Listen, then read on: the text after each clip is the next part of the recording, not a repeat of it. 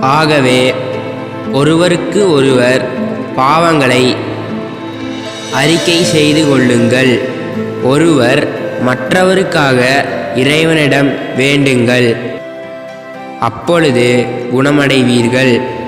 நேர்மையாளருடைய வல்லமை மிக்க மன்றாட்டு பயன் விளைவிக்கும்.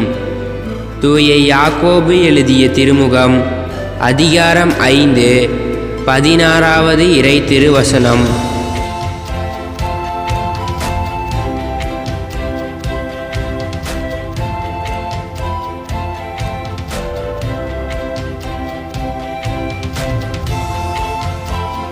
ஆகவே ஒருவருக்கு ஒருவர் பாவங்களை அறிக்கை செய்து கொள்ளுங்கள்.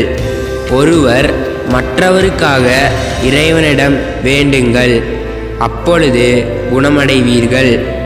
நேர்மையாளருடைய வல்லமை மிக்க மன்றாட்டு பயன் விளைவிக்கும். தூய யாக்கோபு எழுதிய திருமுகம் அதிகாரம் 5 16வது இறை திருவசனம்.